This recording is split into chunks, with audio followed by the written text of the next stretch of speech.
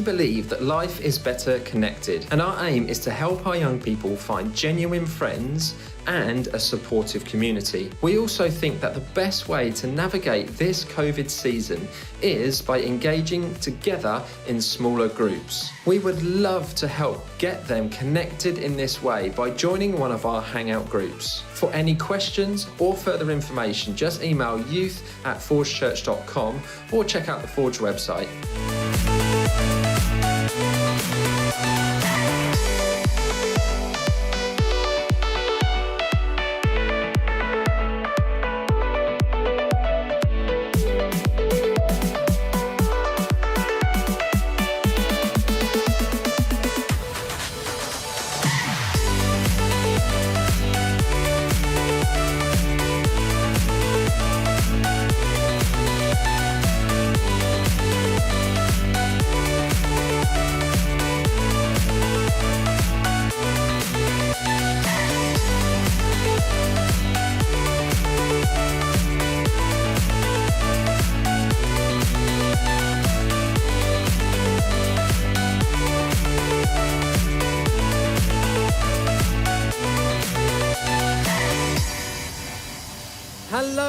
Welcome to Motion Live, and a happy Easter to you all. It's been loads of stuff going on in the chat, loads of people wishing each other a happy Easter, so a happy Easter from me too. I'm so glad that you've joined us. If this is your first time joining us, you guys are so welcome. We've got some great things planned for you for today. My name is Tim, and I'm just going to be walking you through the programme for the next 35 minutes or so as we join us together on Easter Sunday. What a great day it is. Now I want to know, we asked the question in the chat, what is your favourite Easter egg that you got today? So let us know in the chat and we'll do some shout outs later on. What's the favourite Easter egg that you got today? Now I actually didn't get any Easter eggs. At this point you should say, me and my wife Becky, we turned to each other like the other night and we're like, oh, I'm really sorry, I haven't got you an Easter egg this year. And the other one was like, oh, well, I haven't got you one either. So we're like, okay, that's fine. We're okay with that. We'll probably just end up nicking all the children's ones, but hopefully they're not watching. Awkward if they are. So let us know, what was your favourite Easter egg that you got today? Now, if I was going to choose an Easter egg, now, they don't make these ones, but I'm just going to make it up anyway. I absolutely love Cadbury's cream eggs. Now, you see the Cadbury's cream eggs, the big ones that they have, and then they just have like 3 or 4 of the little Cadbury's cream eggs that come with it. I would absolutely love it if they had a full-on big Cadbury's cream egg that was just full with all that cream and honestly, that would be perfect for me. What would you guys like? What would be your favourite Easter egg? We've got a special Easter programme today. We're going to carry on our series that we started last week. We've also got another one of our quizzes that we started last week. So for those that weren't here last week, we had an Easter quiz, so we're going to do the same thing later on, and basically I'm going to ask you 11 questions. Now the first letter of your answer is going to spell out a word, an Easter word. I'm going to then go live on Instagram, and I want you guys, one of you guys or all of you guys, to then request to join my Instagram live. When I accept, I want you to come on straight away and shout out the Easter word, and that will give you an opportunity to win one of our wonderful Easter eggs. We've got a nice fruit and nut and a Lindor one as well. So that's your opportunity to win a lovely Easter egg later on. But before we do anything, last week Mia, she won our Easter quiz. And this is Mia. Yeah, she received her Easter egg this week. So yeah, well done. It could be you next week, and I could be knocking on your doorstep with a nice Easter egg. But what we're going to do before we start anything, we're going to sing a song together. We're going to listen to a song together. Whatever you want to do, you can stand up, dance around. I'm going to do that. This is what I would say is Motion's anthem over the last sort of 18 months or so. Basically, ever since Revolution last year, I think this has been our anthem. It's called Glorious Day. So let's watch this together.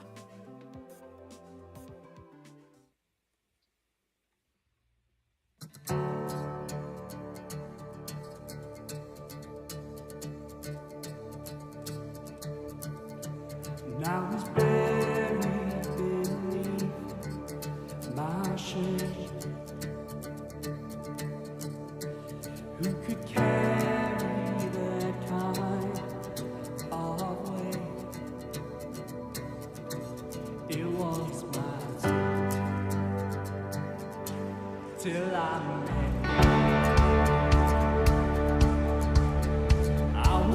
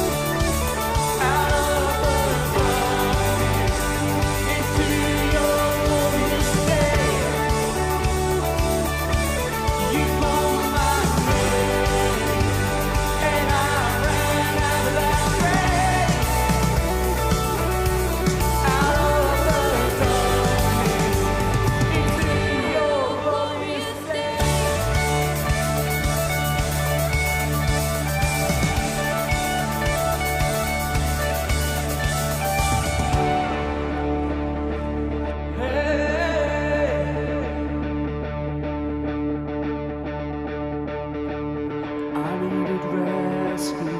My sins heavy, the chains break at the weight of your glory.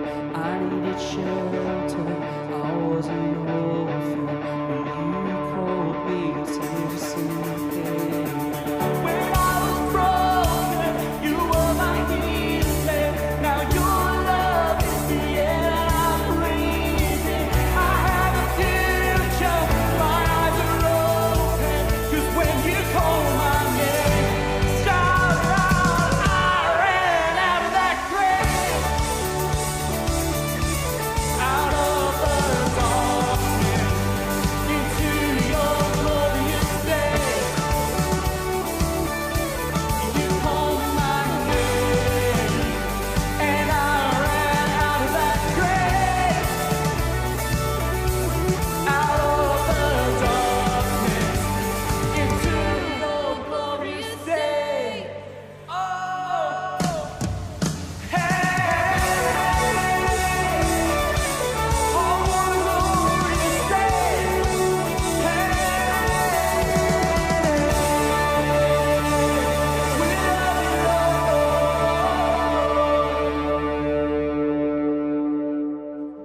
What a great way to start our Easter service together tonight. I loved it. It's a great song, that is, a great anthem for us as well. I can't wait for us to come back together and sing that song together in person. It's just going to be so good, so good. Okay, we're going to crack on.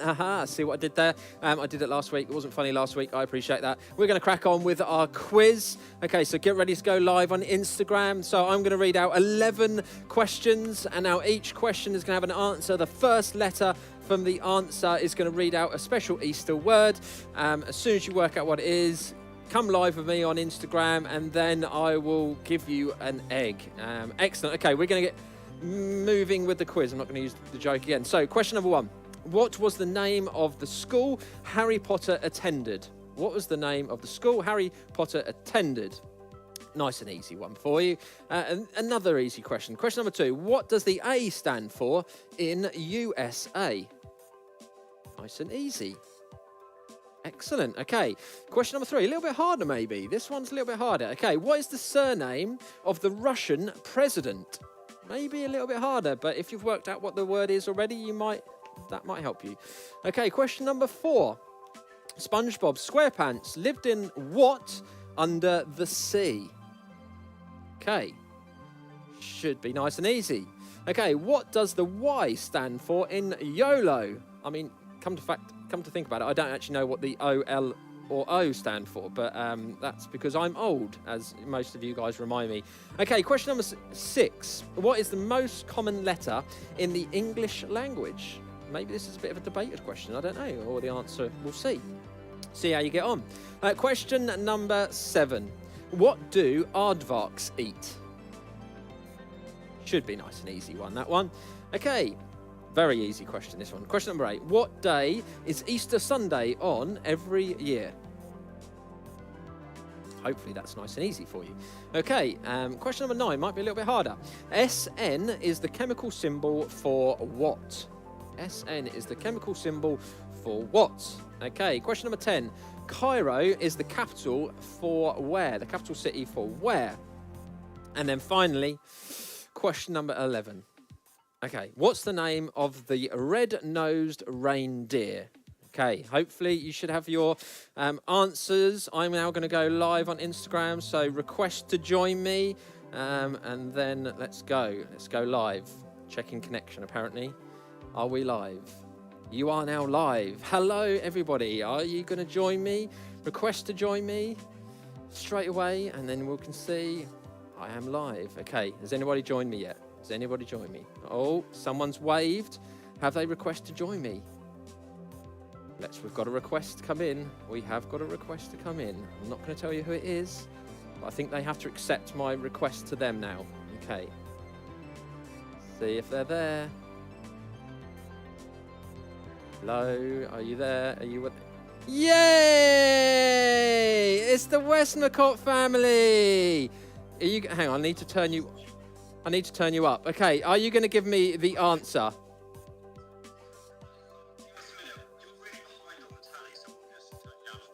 Okay. Tell me what your answer is. Tell everybody what...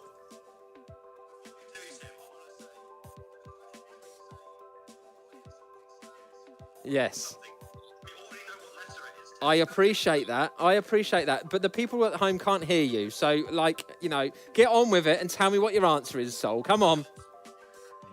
Happy Easter. It was Happy Easter. And let the Westmacots say Happy Easter to you. Now, it was Jemima that came up. So, Jemima, you're going to be getting the egg. Don't share it with any of your siblings, okay? Right. I'm going to say goodbye. See you later. Excellent. Well done to the Westmacots. They have won our Easter prize. Now, I think I'm going to give it to Jemima. We'll see. We'll see how it goes. Let's have a look at the chat to see what is going on, to see how... I've got the chat up in front of me. We've got modern technology now. I've got the chat up here. I can actually view it, which is amazing. So, there's loads of people saying Happy Easter. Jemima saying Happy Easter. Betty saying Happy Easter. Sam Fenning saying Happy Easter. I saw Tim Sparks as well. There's a lot of chat. Like Xanthi, thank you for saying poor Tim, the fact that I didn't get any Easter eggs. Thank you for that. What about favourite Easter eggs? We've got Smarties from Sam. Sam, I gave Sam a Smarties Easter egg during the adult service this morning, and Sam is saying that that's his favourite one. Betty, Twirls. Twirls are very underrated chocolate. Another underrated chocolate I'm going to say is Whispers. They are a very underrated chocolate. What else have we got? Levi is eating a Maltesers one right now. Maltesers is another very good chocolate. Xanthi saying she had a twirl one. Amy thought I was in Walport this morning. I wasn't. I was in Debenham. For those of you who watched the adult service. Now, she's saying that she goes for a basic dairy milk. No, basic, that just doesn't give it enough credit. I like a dairy milk, and I think it's good chocolate. So don't worry about that. Cream eggs are manky, apparently, according to Jemima. That is not right. Cream eggs are not manky. I love cream eggs very, very much. Teddy saying hello. Russell saying hello and Happy Easter. Yes. Anyway, lots of good chat. Thank you for joining us. We love the fact that you join us every week. We love the fact that you're putting stuff in the comments as well. So thank you guys for joining us. Okay, we're going to go into the second talk in our series. This series that we've called Afterlife, which is all about the encounters that three different people had with Jesus after his death and resurrection. So let's check out our second talk in this series.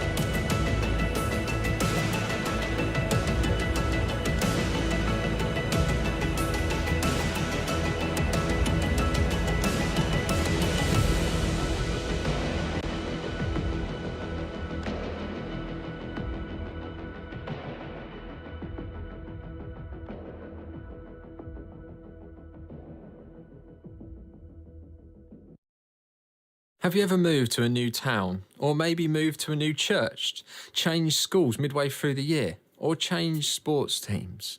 Well, sometimes when we go through big changes in our lives, we tend to get full of anxiety, or maybe even awkwardness. Suddenly, you're the new kid in a small town where everyone was born and raised together. The new person in a group where so many friendship groups have already been formed. This can be really hard to deal with, and if you're anything like me, it takes you a full-on year to finally get a friendship group together. When you're the new kid on the block, you feel like everyone else is observing and deciding if you're allowed in or not.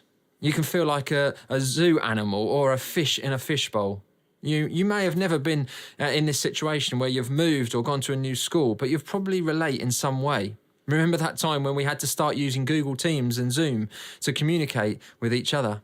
Wasn't it weird to be in class, but not really in class? I had to use Zoom a lot, and sometimes it felt like I was invisible, just blending into the background, and until I had to speak. And all of a sudden, everyone was staring at me, waiting for me to unmute myself. Maybe you felt that way too. It was this weird feeling of being unnoticed. After a few weeks of Zoom, I think everyone got a little bit more comfortable. We began to see people turn off their mic and also their video. And I realised I could do the same thing as well. And that meant freedom. Freedom to go to a toilet break, to get more coffee, or just to zone out. But then I wondered, if I turned off my mic and video and no one even noticed, does it even matter if I'm on this call at all? I think we've all wondered that kind of thing before. Does it even matter if I'm here? Does anyone care what I think? Does anyone notice what I have to say? Sure, there are times where we feel like we are the centre of the universe, or it feel like we should be the centre of the universe. The world should revolve around us. If we need a lift from our parents, then everyone should stop what they're doing and make it happen. If we're gluten-free, then the birthday cake at our friend's party should also be gluten-free. If we don't like that movie, then that shouldn't be one of the options for us to watch tonight. If we're honest, it's easy to feel like we're the centre. But then there are times when it feels like nobody notices us at all. Whenever we feel like we're overlooked or ignored, it's easy to become discouraged. If nobody's listening, why bother speaking? If nobody's paying attention, then it really doesn't matter what we do. When we feel like we don't matter, it takes the passion and excitement out of our lives. We don't feel like we're thriving in life, we're just surviving, and nobody wants to feel that way. But it's more than that. It's possible we have a lot of people in our lives telling us that we matter, parents and grandparents or coaches, and we don't actually believe them. They're our parents, they're supposed to say that. Here's our coach, they're just trying to get the best performance from us that they can. And so whether we hear this message a lot or whether we never hear this message at all, believing we matter is a lot harder than it looks. The good news is that today we're going to talk about someone who was familiar with those same feelings we've all experienced.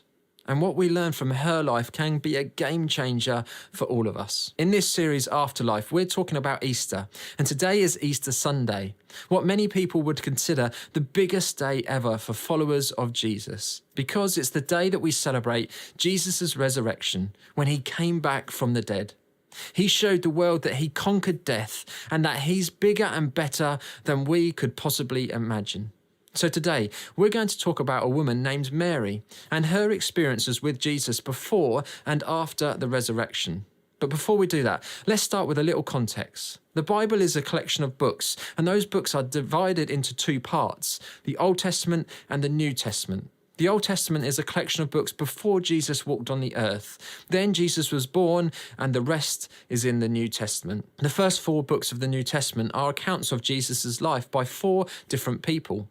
Mary must have been a trendy name back then. You see, there was Mary, who was the mother of Jesus. Then when Jesus was dying on the cross, there were 2 other Marys that were mentioned as well. One of them was named Mary Magdalene. The truth is, there's a lot we don't know about Mary Magdalene and who she was, but one thing we know for sure is that she was a committed follower of Jesus. In fact, her name is mentioned more than any other woman who wasn't in Jesus' family. Luke tells us that she travelled with Jesus and helped support his ministry financially. He also mentions that Mary had 7 demons out of her. Yeah, that sounds crazy, but basically means that she was an outcast before Jesus healed her. So I think we can safely say that Mary understood what it meant to be ignored and overlooked. But here's why I think we're talking about her today. All 4 Gospels, the books written about Jesus' life, recorded that Mary Magdalene was there when Jesus was put on the cross. 3 of the 4 say that she was there at Jesus' burial. And all 4 say that she was the first to see Jesus resurrected.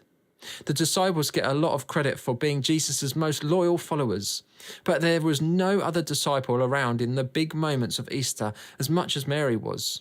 And on a day where we celebrate Jesus coming back from the dead, we should pay attention to one of the people who knew him best. But she didn't get a lot of attention. In a lot of ways, she lived on the sidelines. And if you don't pay attention to what you're reading, it just sounds like a bunch of women named Mary that, no one can really keep track of. You definitely don't get the sense that she was a major player in the story. But she definitely was. The Gospel of John, which was written by another one of Jesus' disciples, records that while it was dark, Mary got up and went to the tomb.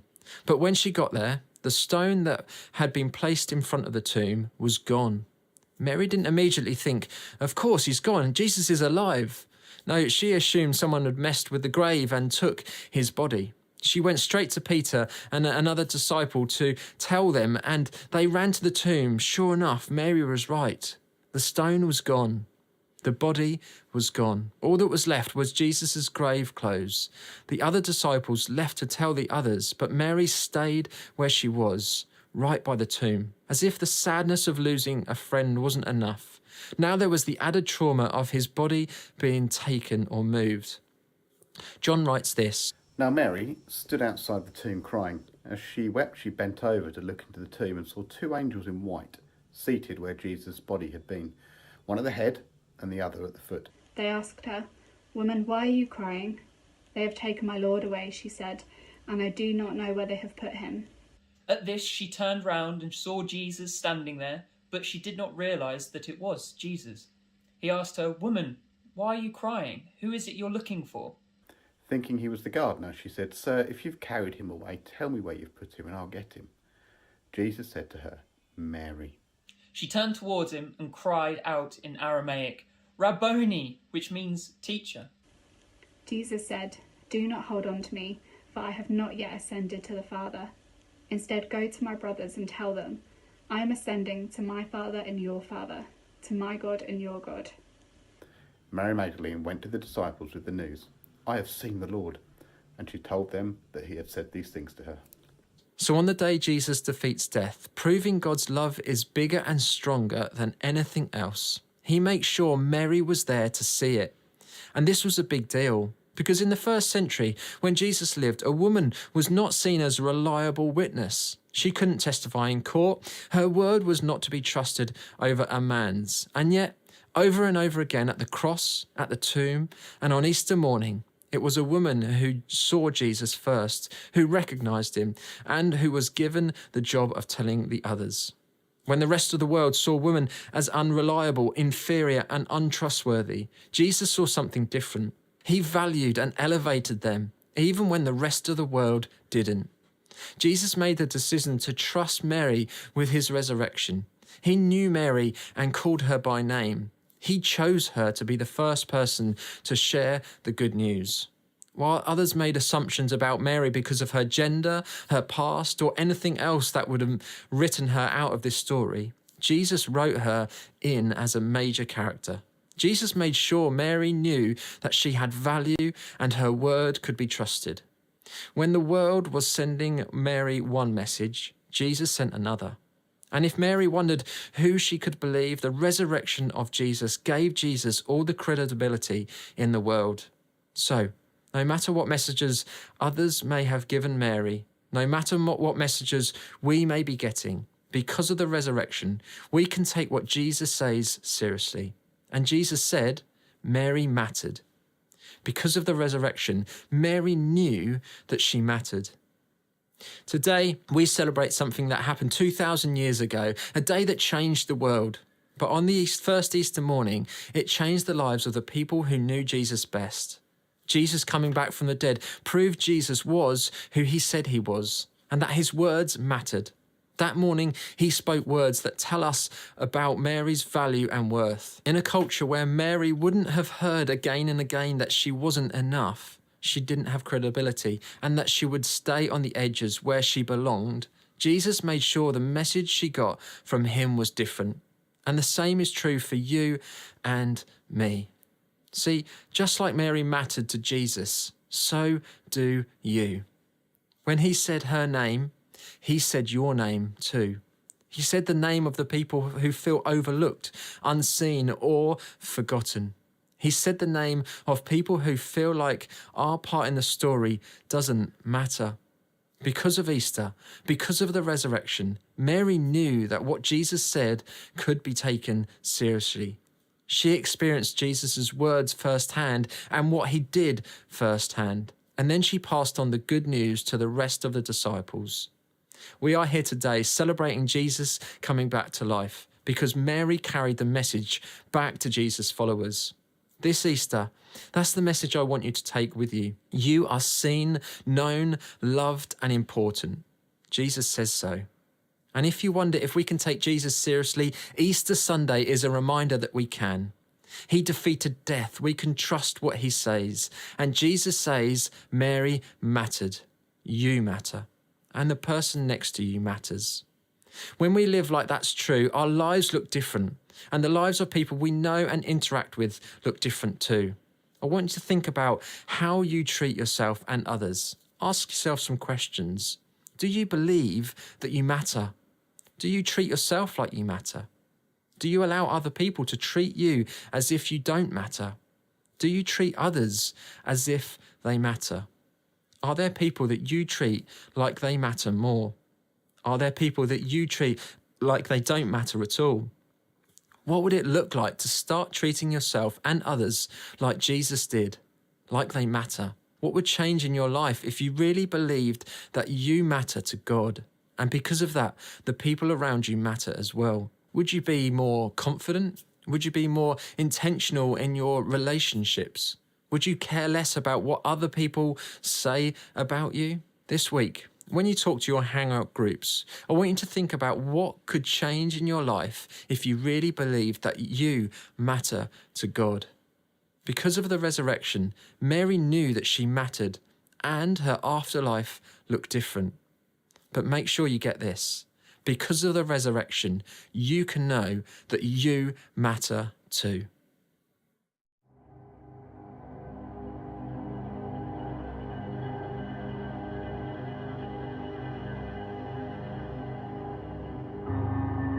I've never been one to sugarcoat my feelings, so I grew up with a whole lot of parent-teacher meetings, and they said I was stubborn and hard-headed. I always felt like I was a coward if I felt something but never said it. And my dad told me not to let bad teachers bother me. Mom said don't sweat it, so I never let it. But I learned then that having a voice means having a choice. And with that choice comes an opportunity of being more than just noise, but standing for something instead. So I stood for something, never thinking a million others would stand with me. And the attacks that come from my neck are plenty, but diamonds don't care about the opinions of pennies. I wanted to be a standout, God send me. I never knew he'd send me into the storm where it's cold and it's windy. I stand in meet and greet lines for hours and shake thousands of hands. I preach to thousands of fans who pack out the stands. I fall asleep on flights and get woken up by flight attendants when I land. Half the time I don't remember where I was the day before. I carry the weight of my followers, so I pray for them more. This is God's symphony, I just play the chords. But the music doesn't always sound pretty to me. I'm running out of cities to see, I'm running out of sermons to preach. I'm running and I'm tired. But I remember getting bullied by teachers who were there for a paycheck and should have retired. And I remember wanting so bad to be inspired. My teachers were people I never admired. I had nobody to look up to except for Billy Graham. So I'd stay up late and watch his crusades on a little TV with the big wires that sat on my parents' nightstand. And it was like everything he said was directed to me. I was only a kid, but his words of love affected me. Fast forward 2 decades later, and I'm blessed to be the next voice for these kids to see. And if I had one wish, I'd wish they wouldn't see the mess of me, but rather the best of me. So they can have someone to speak into their life if nobody else isn't. And that's my mission, and that's the vision. And it's directed to anybody out there who listen. I want to rock this generation and bring change to a culture that tells kids they're here by mistake. They tell students they're going back to the dirt when they leave this place. So for any bully kid out there, you better look me in the face. You are no mistake.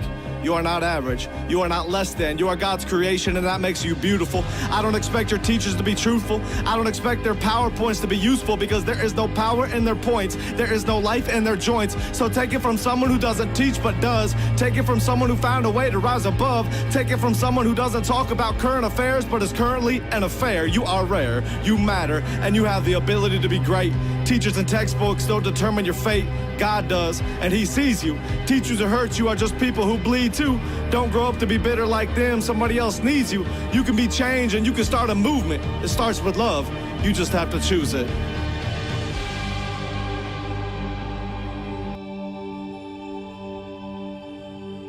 God, I just want to thank you that because of Mary's life, that we know that we matter. You know, Mary knew that because of what happened on the cross, that her life had meaning and that she mattered. And in a culture where, you know, a woman like Mary wouldn't have felt like she mattered, you made her feel loved, accepted. And Lord, when we think about this story, when we think about Mary, we can also say our names. Mary mattered. Tim mattered. for everybody that's watching on tonight, their lives matter. And if we ever doubt that, if we ever don't think that we matter, all we need to do is to look at the cross, to look at what you did by sending your son, your one and only son, to die on the cross for us. The cross shows us that we matter, that you love us. And this Easter, Lord, as we celebrate that, to celebrate the fact that you sent your son to die, but to rise and rise again for us, that you conquered death, that Jesus conquered death. I pray that this Easter we'll remember that whatever trials or tribulations that we might go through in our lives, that you can conquer those things because we matter to you. Pray these things in your name. Amen. Amen. Cool, thanks guys. Our time is over and now it's our opportunity to go into our hangout groups. If you've never watched before and you don't know what hangout groups are, it's just an opportunity for you to kind of continue any conversations that you've had from today, any questions that you might have. You've got some amazing leaders that can kind of help you out with that, as well as some amazing other young people that can kind of walk through life with you guys. If you want to know how to get into one of these hangout groups, if you go over to our Instagram page, Forge Youth UK, there's a link on there which will take you to our website, which will tell you a little bit about all of the different hangout groups and give you an opportunity to sign up to those groups. If you'd like more information, just email me, youth@forgechurch.com, and I would love to get you guys connected into those groups. But for now, I'll see you all back here next week. I hope you have another great week off school this week. I hope you have a safe week too, and I will see you next week. Take care.